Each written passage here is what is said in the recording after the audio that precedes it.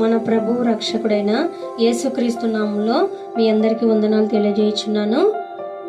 యాకోబు 1:22 మీరు వినువారు మాత్రమై ఉండి మిమ్మును మీరు మోసపుచ్చుకొనకుండా వాక్య ప్రకారము ప్రవర్తించువారునై ఉండుడి. వాక్యంలో ఏమని రాసి ఉంచాడండి దేవుడు? మనము వినువారు మాత్రమై ఉండకూడదు, వాక్యానుసారంగా జీవించే వారంగా ఉండాలని దేవుని వాక్యం మనకు స్పష్టంగా తెలియపరుస్తుంది. కాబట్టి దేవుని ప్రియమైన వారులారా, చాలా మంది దేవుని పిల్లలు మరి ఎలా ఉంటుంటారంటే వాక్యాన్ని తల క్రింద పెట్టుకొని నిద్రపోతుంటారు కొంతమంది. కానీ దేవుడు సెలవిస్తున్నాడు, వాక్యాన్ని తల క్రింద పెట్టుకోవడం కాదు, మన తలంపులలో ఆలోచనలలో వాక్యాన్ని ఉంచుకోవాలి అని.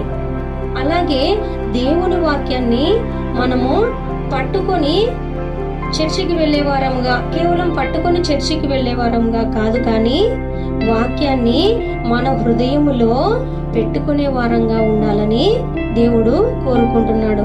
ఇంకా దేవుని వాక్యాన్ని మనము పట్టుకొని నడిచే వారంగా కాదు, దేవుని వాక్యానుసారంగా జీవిస్తూ నడిచే వారంగా ఉండాలని దేవుని వాక్యం మనకు సెలవిస్తుంది. ఆలోచించండి దేవుని ప్రేమైన వారులారా, మరి దేవుని వాక్యాన్ని మనము కేవలము వినేవారుగా ఉన్నామా? వినువారు మాత్రమై ఉంటే మనల్ని మనం మోసపుచ్చుకున్న వారమని దేవుని వాక్యం సెలవిస్తుంది.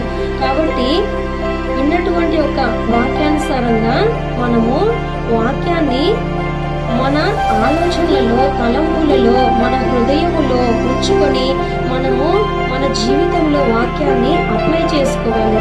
వాక్యానుసారంగా ఎటువంటి శ్రమల్లోనైనా, శోధనలోనైనా మనము వాక్యాన్ని మన జీవితంలో ఉంచుకొని వాక్యానుసారంగా జీవిస్తూ ప్రతి విషయంలోనూ దేవుని సంతోషపరిచే వారంగా ఉండాలి, దేవునికి ఇష్టమైన వారంగా జీవించాలి. కాబట్టి ఈ వాక్యాన్ని విన్నటువంటి ప్రతి ఒక్కరూ కూడా వాక్యానుసారంగా జీవించి నిత్యలోకానికి వారసులగునట్లుగా దేవుని కృపా కాపుదల మీ అందరికీ తోడయుండును గాక. ఆమెన్.